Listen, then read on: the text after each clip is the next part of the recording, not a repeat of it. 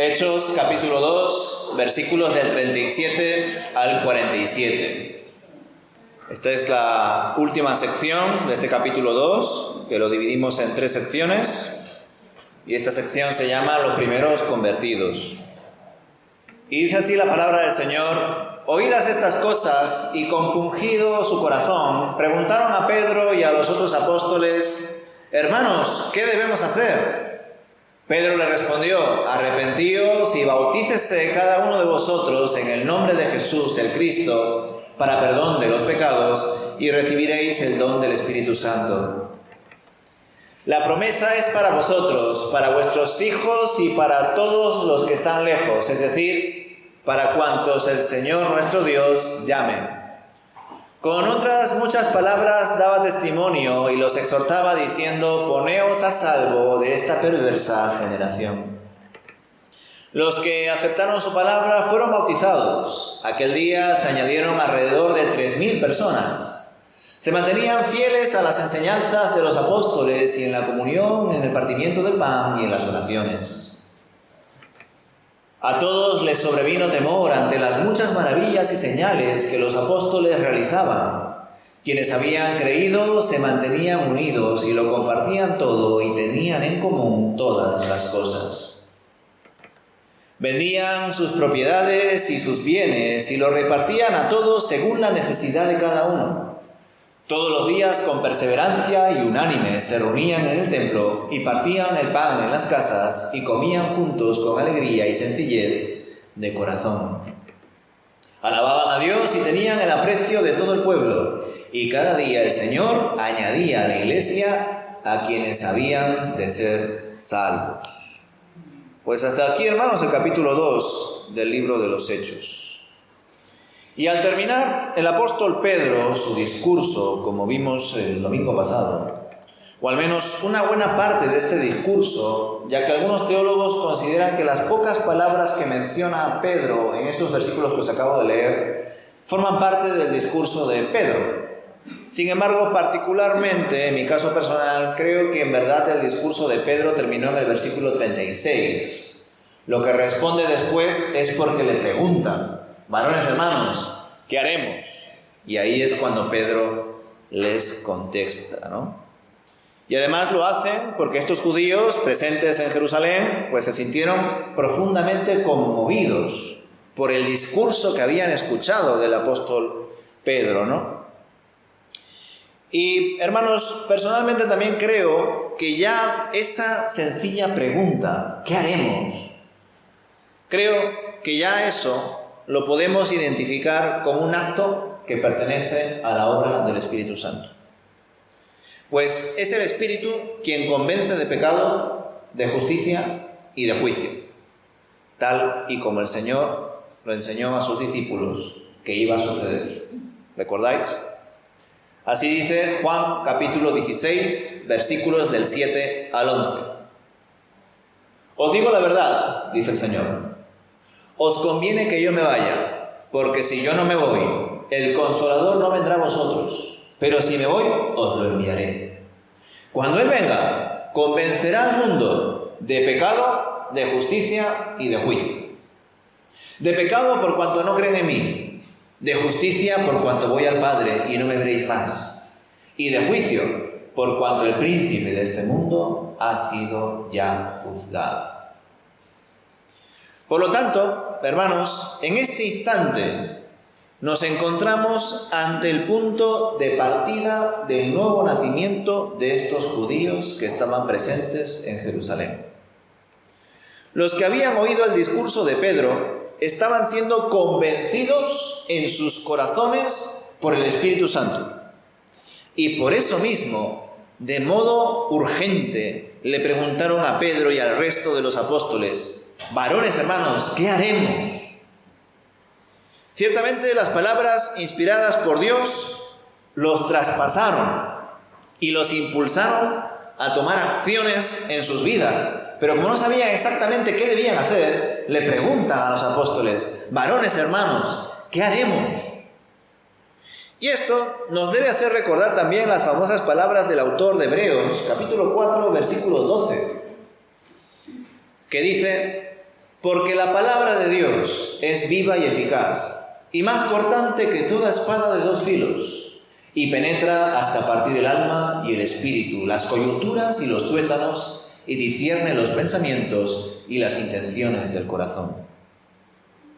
Podemos notar, quizá alguno de vosotros se ha dado cuenta al escuchar estos versículos que os he leído de Hechos 2, que la reacción de mucha gente que escuchó atentamente el sermón de Pedro fue similar a la reacción que tuvo la gente que escuchó predicar al profeta Juan el Bautista cerca del río Jordán.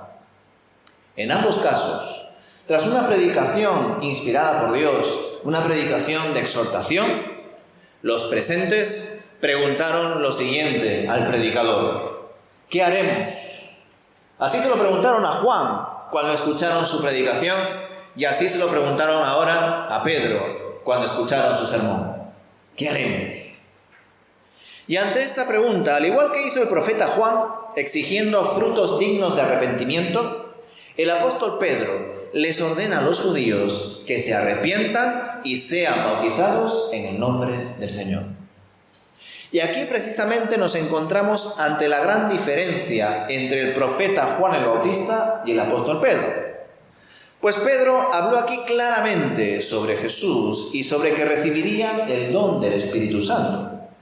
Sin embargo, Juan el Bautista solo podía anunciar que vendría uno mayor que él, y que es enviado de Dios, a diferencia de él, que bautizaba en agua, es enviado de Dios, los bautizaría en Espíritu Santo y fuego. Ahí está la diferencia entre Juan y Pedro. Lógicamente, a estas alturas Pedro conocía mucho más de Jesús que Juan, y por eso habló a los judíos de forma directa, certera. Él les mandó arrepentirse para que de esa manera experimentaran un cambio de mentalidad en sus vidas y así dejaran a un lado su antigua vida, recapacitaran y restauraran su relación con el Señor, cambiando su manera de pensar acerca de Jesús. Y como prueba de ese arrepentimiento y de que habían creído en Jesús y en todo lo que había hecho, estos judíos debían bautizarse en su nombre. Aquí nos encontramos ante un acontecimiento inédito, hermanos. Pues este bautismo no era un bautismo como el que hacía Juan el Bautista. El bautismo de Juan el Bautista era una señal de arrepentimiento y una expresión de preparación para la venida del Señor. No obstante, el bautismo que estaba proclamando Pedro era un bautismo en el nombre de Jesús. Y dicho bautismo mostraba que se realizaba entendiendo lo que había hecho el Señor y quién era el Señor. Además, este bautismo para los judíos presentes en Jerusalén sería un acto tremendo de humillación, hermanos, pues en aquel tiempo la mayoría de las personas que practicaban el bautismo eran los gentiles. ¿Y por qué practicaban el bautismo los gentiles? Para convertirse al judaísmo. Por ello, que los judíos se bautizasen era algo extraño y hasta incluso era un acto de humillación. ¿Vamos a bautizarnos nosotros los judíos como lo hacen los gentiles cuando se quieren convertir al judaísmo? Pues Pedro les dice: arrepentíos y bautizaos en el nombre del Señor. Así que estos judíos devotos debían bautizarse en el nombre del Señor para demostrar que creían verdaderamente en aquel a quien muchos habían rechazado y crucificado y que por lo tanto se habían arrepentido de sus pecados y de entre ellos el pecado de haber menospreciado a Jesús. Además, dicho bautismo sería un acto público y por lo que vemos después, muchos creyeron y se bautizaron, seguramente más todavía de 3.000 personas. Ahora bien, hermanos, sigamos analizando el resto de las palabras que comparte el apóstol Pedro en los versículos 39 y 40. Al leer que el arrepentimiento y el bautismo se realizan como prueba y señal de que hemos sido perdonados de nuestros pecados y de que recibimos el don del Espíritu Santo, los judíos presentes debían entender que ambos regalos de Dios eran por gracia, para todos aquellos que creen en Él. En otras palabras, el acontecimiento de Pentecostés, la venida del Espíritu, no era un acto de Dios exclusivo para los apóstoles, sino para todos aquellos que fueran llamados por el Señor para recibir el cumplimiento de la promesa del Padre a la que también apuntó Cristo, el Espíritu Santo. Un punto a destacar de estas palabras de Pedro en el versículo 39 es que, aunque nosotros podamos interpretarlas como una muestra de que el Señor no hace acepción de personas y de que judíos y gentiles se convertirían al cristianismo, seguramente en este momento el propio Pedro estaría pensando en los judíos dispersos por distintos lugares del mundo.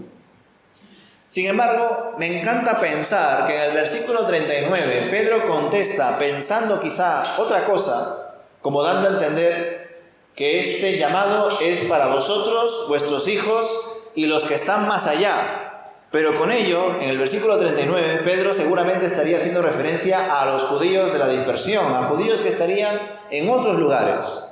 Pero el Espíritu, por medio de Pedro, estaba haciendo ver ya, de forma bastante prematura, desde el principio prácticamente, que el Espíritu Santo es para todo aquel que cree, sea judío o sea gentil. Así que por eso me encanta pensar que quizá Pedro, en ese proceso todavía de saber cómo es la misión de Dios, todavía no estaba entendiendo al 100% todo lo que decía.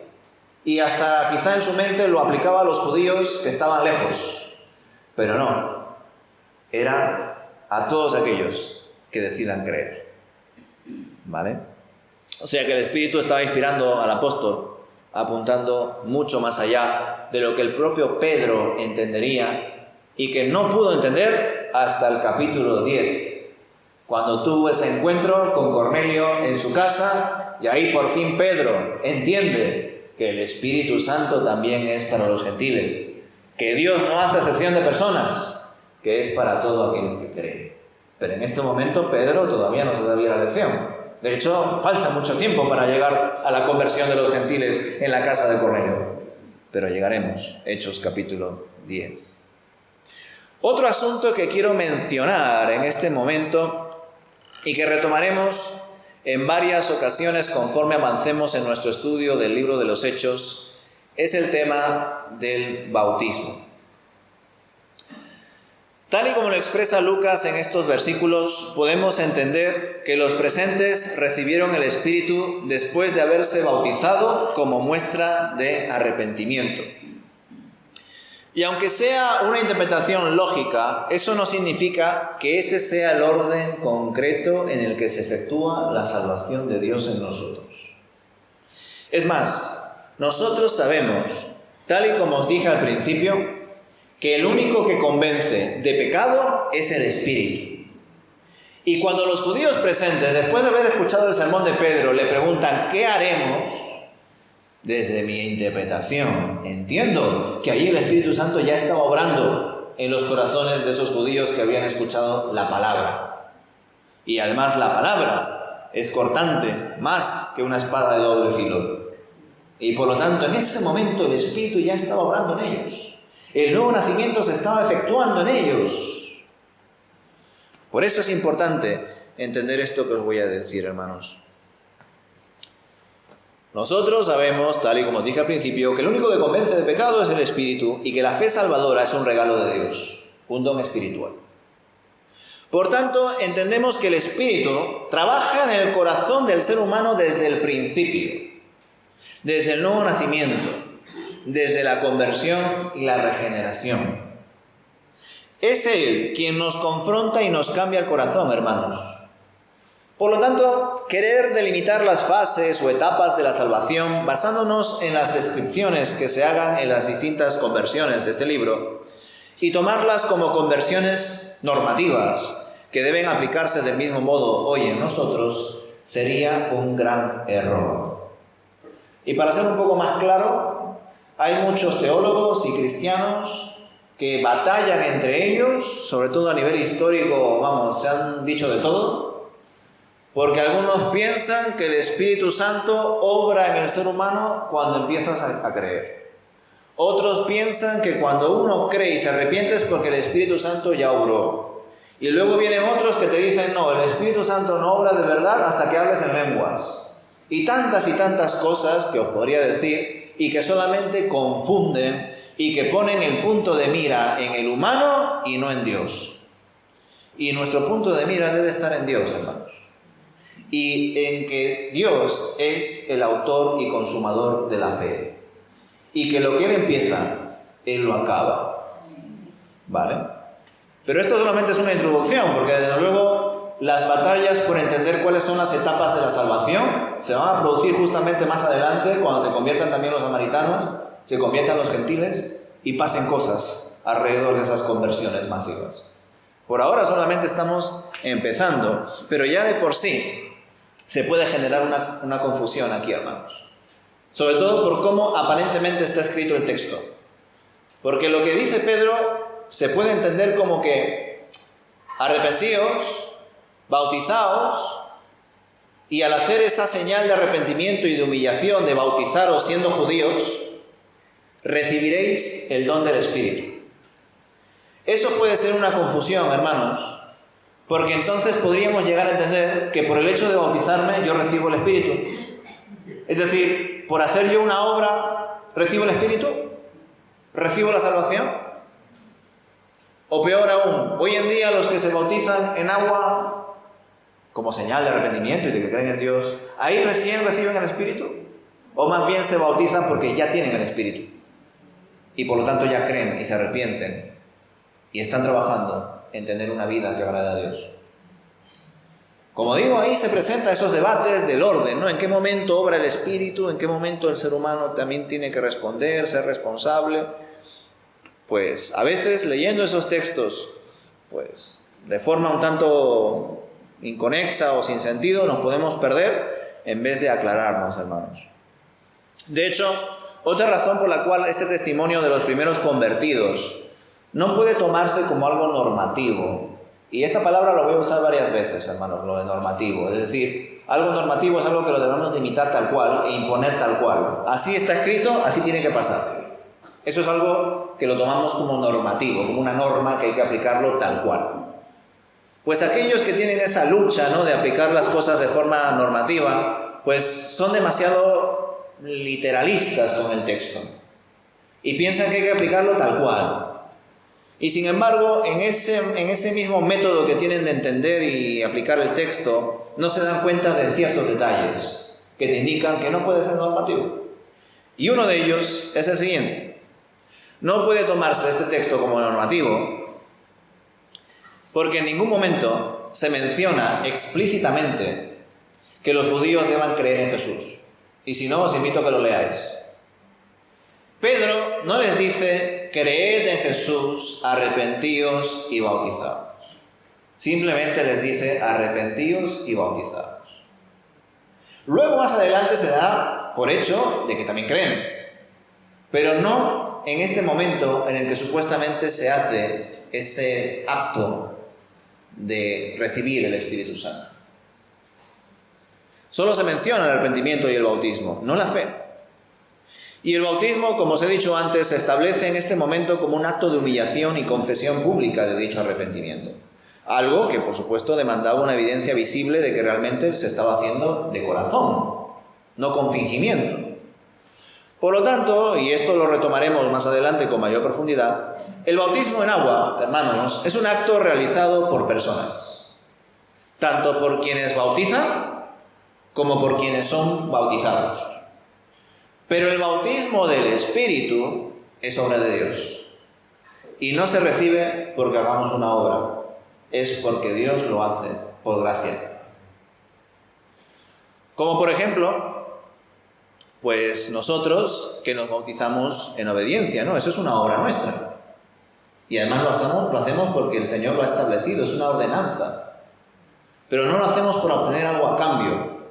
Cuando tú te bautizas en agua, no vas a resplandecer o vas a tener una mayor santidad o subes de nivel espiritual o tonterías que algunas iglesias piensan.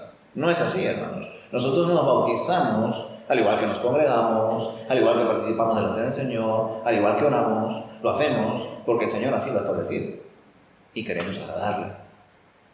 Pero no para obtener algo a cambio. En otras palabras, por ser todavía más claro, por lo general, bueno, yo espero que siempre, ¿vale? Pero por lo general se debería de entender que todas las personas que se bautizan en agua porque han sido primero bautizadas en fuego. Y ser bautizado en fuego significa ser bautizado en el Espíritu. Y ser bautizado en el Espíritu significa que el Espíritu ha obrado en ti. Y por eso has nacido de nuevo.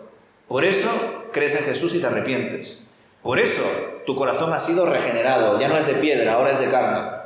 Por eso amas a Dios por encima de todas las cosas. Porque Dios ha obrado en ti. Entonces vuelvo a soltar el titular. Los que se bautizan en agua han sido ya bautizados en fuego. Porque si no, lo que has hecho es simplemente sumergirte aquí. Hemos aplaudido, pero no has hecho nada si tu corazón no ha sido cambiado primero. Primero tiene que cambiar tu corazón. Luego ese acto de obediencia, esa señal, ese testimonio público de tu fe.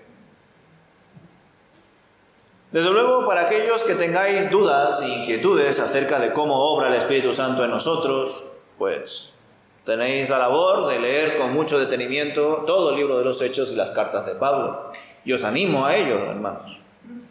Pero ya os digo que es un grave error que han cometido muchas congregaciones a lo largo de la historia de la Iglesia, tomar Hechos como un libro normativo que debe imitarse y aplicarse de la misma manera, ignorando los contextos y los propósitos que tiene Dios para con su Iglesia en cada momento de la historia según su santa voluntad. Por poner un ejemplo, hay creyentes que asocian la conversión y la recepción del Espíritu Santo con la señal de hablar en lenguas.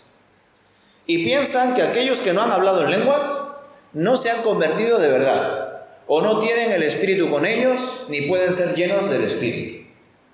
Y esta creencia es terrible, no solo porque juzga a aquellos creyentes que no tienen el don de lenguas, sino porque quienes sostienen esta creencia no han leído ni entendido textos en los que no se habla de lenguas en ningún momento. Y en cuanto a la conversión de estas 3.000 personas que fueron añadidas a la iglesia, según el versículo 41, recibieron la palabra de Pedro y fueron bautizadas, dice el texto. Pero en ningún momento se menciona aquí que estas 3.000 personas también hablaran en lenguas al convertirse. No sé si os habéis fijado ese detalle, pero estas 3.000 personas no hablaron en lenguas, hermanos, y sin embargo recibieron el Espíritu, se convirtieron. Entonces, ¿qué pasa? Porque hay congregaciones, hay pastores, hay teólogos que te dicen: si tú no hablas en lenguas es que no tienes el Espíritu Santo. Porque todos los que reciben el Espíritu Santo, como pasa en Pentecostés, hablan en lenguas.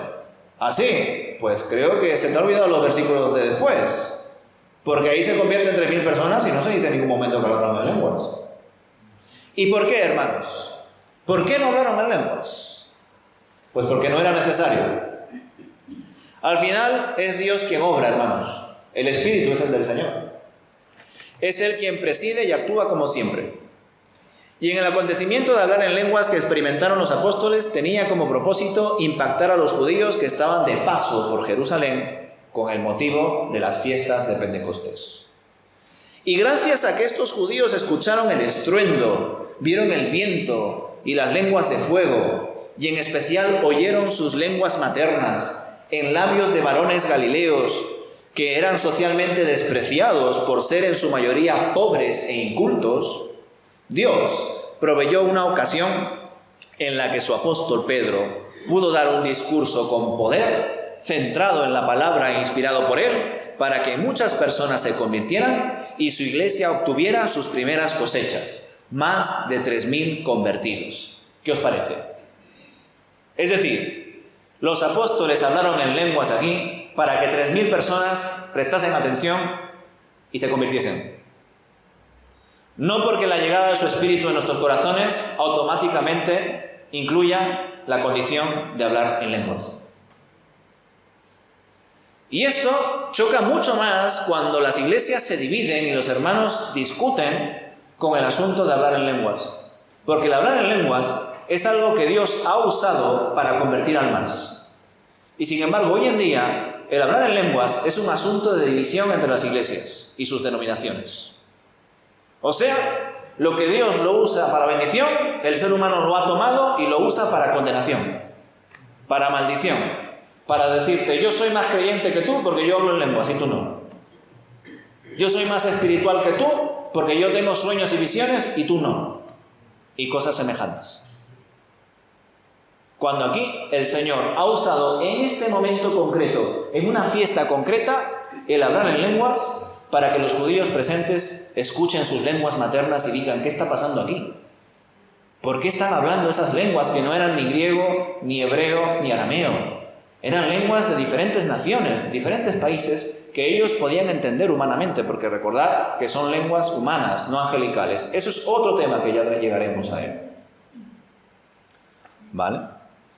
Así que el Señor lo usó precisamente para convertir a más personas. Y esto encaja perfectamente con lo que nosotros entendemos de Dios. Dios, hermanos, es un Dios de orden. Y en Él habita la verdad y la sabiduría. Y cuando Él obra, lo hace con un propósito claro, que más personas le conozcan y que más personas sean salvas. No lo hace por vanidad o por ensalzar a sus líderes. Todo lo contrario, los que quieren servir al Señor deben de intentar ser siempre humildes, como nuestro Señor Jesús, que se humilló, siendo como Dios, se hizo hombre, y entre los hombres murió como un maldito, clavado en una cruz, junto con malhechores. A partir del versículo 42, hermanos, el autor del libro avanza rápidamente en su narración y nos comparte ciertos datos de bastante relevancia, pues deja en evidencia que la comunidad no solamente había crecido en número, sino que también en calidad, ya que vivían en comunión con Dios y con los hermanos. De algún modo podríamos decir que se demuestra que el arrepentimiento y la conversión fueron totalmente genuinas, pues se sujetaron a la doctrina de los apóstoles y pusieron todas las cosas en común. En otras palabras, todos tenían al Espíritu. Pero ese regalo de Dios en ningún momento les hizo entender que ya no necesitaban la instrucción de personas preparadas y puestas por Dios para liderar su iglesia y enseñarles la palabra. Y esto es muy interesante. Hay pastores y predicadores que piensan que por tener el Espíritu Santo no se tienen que preparar el sermón. Y van a la iglesia orando porque ese día sea un día del Señor y el Señor obre con poder, que eso yo no lo niego, pero no se preparan en absoluto la palabra del Señor, la predicación, ni el estudio. Se ponen de pie y dicen lo que le viene a la cabeza, porque creen que es lo que el Señor va a fluir por su corazón, por su mente. Y fijaos que estos creyentes no entendieron eso en absoluto. Ellos estaban llenos del Señor, eran unánimes, estaban juntos, lo compartían todo, vivían prácticamente todos al lado. Pero ellos estaban también firmes en la enseñanza de los apóstoles. Es decir, los hermanos confiaban en los hombres que Dios había puesto y en la instrucción que estos hombres compartían. Es decir, que nosotros tengamos al Espíritu Santo y seamos llenos de Él, no significa que no dependamos de siervos que Dios pone para que nos enseñen. Porque hay gente que piensa, no, pero si yo ya tengo a Cristo, no necesito a nadie. Si yo ya tengo el Espíritu, ¿quién me tiene que exhortar? Que me exhorta el Espíritu mismo. Y sin embargo, el Señor nos exhorta por medio de la iglesia. El Señor nos exhorta por medio de su palabra. El Señor nos exhorta por medio de sus siervos, de sus hijos y de sus hijas. Porque quiere que seamos una comunidad de creyentes convertidos. Esta comunidad, hermanos, estaba tan unida y era tan temerosa de Dios que sobrevenía temor al resto de las personas de Jerusalén que no creían en Jesucristo. Y durante ese tiempo se realizaban señales y milagros por medio de los apóstoles. Todos los que creían permanecían unánimes, como un solo cuerpo, y ponían todas las cosas en común para que a nadie le faltara absolutamente nada. Se mostraban así el amor y la responsabilidad entre unos y otros, y todo esto llegó hasta tal punto, versículo 45, que los hermanos vendieron las propiedades y las posesiones para distribuir los recursos económicos entre todos según la necesidad de cada uno. Fijaos. ¿Os imagináis que las iglesias de hoy en día funcionasen así? ¿Cómo se habrían gestionado los apóstoles en aquel momento? Teniendo en cuenta que eran miles de personas. Yo no me imagino la contabilidad que tendrían que hacer ahí, entre otras muchas cosas. ¿Deberíamos imitarlo nosotros hoy? En ese ideal de querer ser la iglesia de Dios y estar todos juntos y unánimes, ¿Deberíamos de poner todas las cosas en común? ¿Vender nuestras propiedades y que lo gestionen los líderes? Una vez más, hermanos, nos encontramos ante el dilema de si tomamos el texto bíblico de Hechos como un acontecimiento histórico e instructivo, o si lo tomamos como un evento normativo que debemos imitar y aplicar a nuestras iglesias. Y desgraciadamente varias comunidades cristianas o supuestamente cristianas han intentado imitar estas prácticas de poner todas las cosas en común. Varias han fracasado y una buena parte de ellas eran sectas en las que todos ponían las cosas en común, excepto, qué casualidad, sus líderes. Ellos no ponían las cosas en común. Ellos se quedaban más bien con casi todas las cosas. Y usaban precisamente esos textos para decir: hermanos, debemos de poner todas las cosas en común. Vended vuestros coches, vended vuestras casas, poned el dinero en el alfolí, en las ofrendas. Esto es del Señor. Y luego se quedaban el dinero ellos. ¿Por qué? Porque usan estos textos que Dios usó en un momento concreto, en una historia concreta, con personas concretas, para impactar Jerusalén. Pero no para que todos nosotros lo hagamos igual.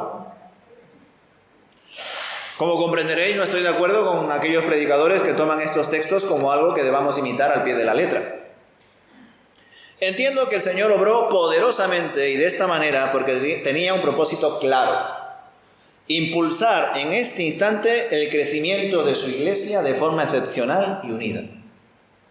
Pero el Señor también sabía que eso no iba a durar mucho tiempo, porque ciertamente no estuvieron unánimes mucho tiempo. Ya llegaremos. Es más, el Señor usó precisamente las divisiones, fijaos lo que voy a decir. Después de esta unanimidad, el Señor usó precisamente las divisiones, los problemas y las persecuciones para que su iglesia y su reino siguieran avanzando y extendiéndose hasta los confines de la tierra, como veremos más adelante. Es decir, algo que es una maldición o un gran problema como es la persecución, el Señor lo usó para bendición. Porque si no fuese por la persecución, los judíos creyentes que estaban ahí muy bien unidos se habían quedado conformes con quedarse en Jerusalén. Y sin embargo, ¿cuál era la gran comisión? Ir y hacer discípulos a todas las naciones. Y ellos estaban muy bien, también que se habían conformado con quedarse en la ciudad de Jerusalén. Pero ese no era el mandato de Dios. Entonces Dios usó los problemas, las divisiones y la persecución para seguir haciendo su obra redentora. Una vez más, Dios usando lo que nosotros podemos entender como algo malo para hacer algo bueno. Porque así es nuestro Señor. Así que por último, hermanos, y con esto termino, os comparto que el autor Lucas concluye este capítulo 2 reiterando el gran testimonio que produjo esta nueva comunidad de creyentes en Jerusalén, impactando en diferentes lugares, porque aunque ya no participaban de los sacrificios del templo, iban al templo, pasaban por allí, aunque sea para orar y ser de testimonio. Pasaban también por las calles, y cómo no, seguían reuniéndose en casas o donde fuese posible, pues estos hermanos en Cristo lo compartían todo. Permanecían en comunión con Dios y lo alababan día tras día. Algo también muy interesante, por lo que podemos leer de aquí, nadie se aprovechaba de nada. No había seguramente, al menos por el momento, en el capítulo 5 ya vemos a un tal Ananías y a una tal Zafira que hacen de las suyas. Pero por ahora podríamos decir que en este momento en el que todos estaban unánimes, bajo un mismo sentir, no había ningún listillo. Ningún listillo que sacase partido de la situación para obtener beneficio personal. Pues en ese tiempo todos eran temerosos de Dios. Todos estaban firmes en Cristo Jesús. Y en ese contexto saludable, el Señor añadía al número de personas que iban siendo salvas, demostrando con ello que Dios estaba al control de cada detalle, administrando su obra redentora según sus perfectos planes. Pues el Espíritu Santo de Dios es un espíritu misionero, hermanos, y pone en nosotros un corazón misionero, un corazón dispuesto a vivir y compartir la palabra con aquellos que todavía no la conocen, con el fin de que más personas sean salvas. Que el Señor nos siga usando a cada uno de nosotros en cada contexto en el que estemos, porque allí donde estemos está la iglesia de Dios, está el Señor. Y ojalá el reino de Dios se acerque a más personas que todavía no creen en Él.